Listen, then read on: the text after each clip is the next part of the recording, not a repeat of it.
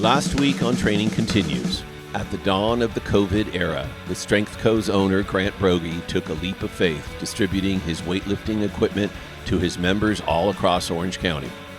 As small businesses around the country had now been closed for weeks, Grant's Hail Mary seemed to be paying off so far. Gyms all across the Southland are closed indefinitely. Not everyone has access to a home gym. So one gym in Orange County is getting creative to keep its clients active and its business thriving. The Marine Officer Basic School teaches you make a decision. And it doesn't matter if it's going to be right or wrong, but you have to make a decision. The owner is hopeful that with masks and gloves on, very soon his clients will be able to leave their home gyms and come back here and work out. In Costa Mesa, Stacy Butler, KCAL 9 News.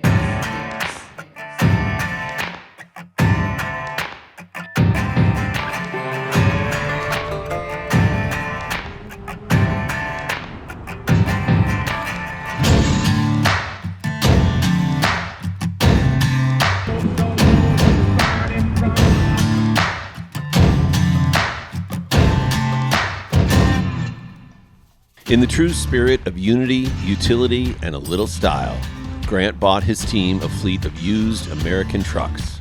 One day I come to work, he's like, hey, we're gonna buy a truck. And I'm like, you're buying a truck? So we now have these Chevy 1500s. We have a 95, a 96, and a 97. 2 days later, I'm gonna buy another truck.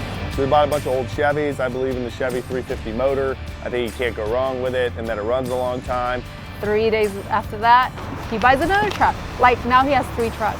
We used to call beater trucks. You can throw steel in them. They get you from A to B. You're lucky if the air conditioner works. And the trucks are cool. This one's my favorite. This fleet would ease the rapid expansion of their business as the Strength Co. evolved to include equipment manufacturing and online retail, a transformation that would not be possible without the true grit of the team. With stabilizer, yeah! One time! Well, you should go get it. Yeah! You deliver it? So good! Pasadena, yeah, we could deliver, I guess.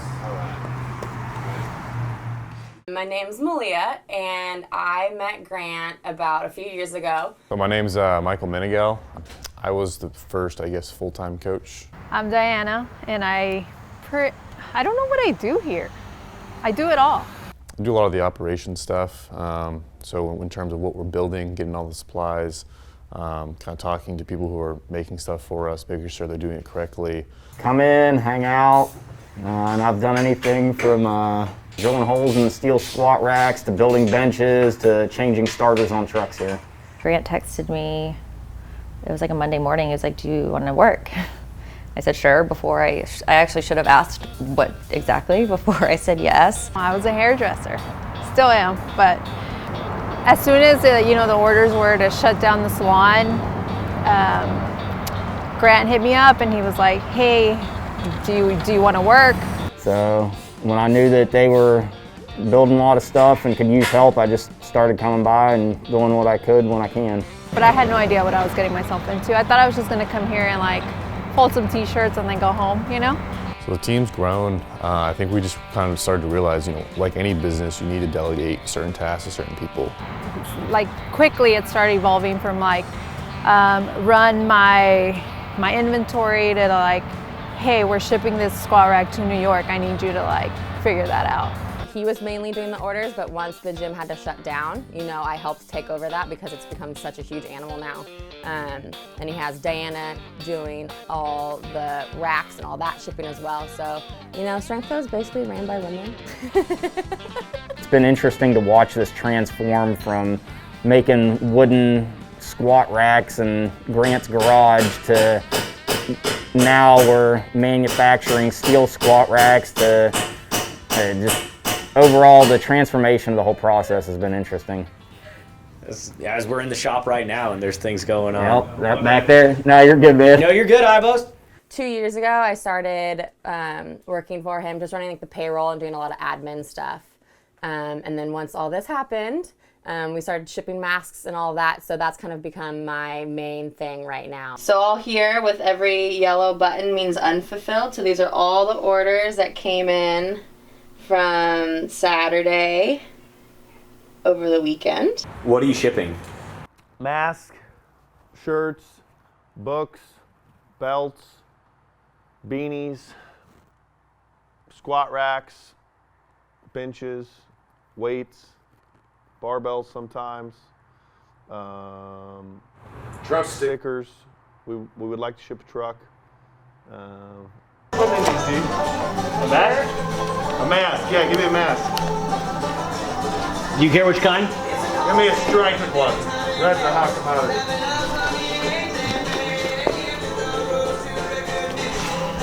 Should we wrap the mask in plastic? They should wash it. Well, now it's gonna smell like paint today. I made this box today because I put in an order for boxes, but it takes them a few days. This guy wanted his deadlift mats now, so I made that with duct tape and hard work. Beyond serving their own fitness tribe, Grant and his team felt they had a larger responsibility to aid in the direct fight against COVID-19 and protect the health of their community. And I told them for every mask we sell, we want to give that many to a Stater Brothers store. They were given 100 masks initially, and then they've been out. We sold 45 online today. I just got with the store manager, Carla. I gave her 45 of this mask. She's connected me with George at the next store over, and I'll give him as many as I can tomorrow. What are the masks for? Hospital. For the kitchen workers, 20. You need 4? Do you need 50? No. 30 is fine if you're gonna get 30. 30. Hey, that's fine. That's cool. Do you need more? No, I don't need payment. Take them. I think you guys are working so much. No, it's good. I mean, people really need them.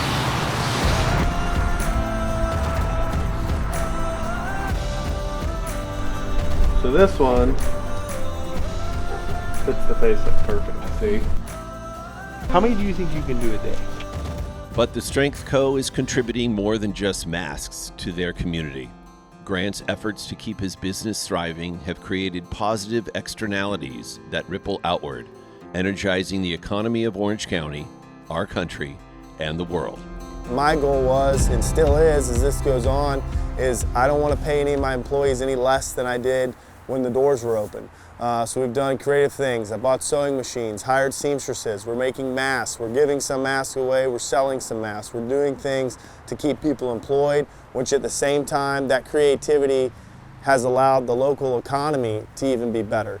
You know, the screen printer and all his employees are now doing work. The seamstresses that we've hired are all doing work. The people we're buying fabric from, Elastic, the company where we buy steel, the company that we're buying nuts and bolts from. Just this little segment that we deal with has stimulated that, and I think that not only that creativity has inspired people that America and the world will be okay and we'll get to the other side of this. Next week on Training Continues. And that's why we've survived, because we don't sleep. You're a demanding person, but it's built on a relationship of trust. We don't struggle. I mean, we don't. COVID-19 is not gonna put you down. You'll come back. This is a recommendation from Captain Grant Brogy. Will Grant and company persevere or burn out before the marathon is over? And what lies at the root of this group's drive and determination? Find out next week when Training Continues.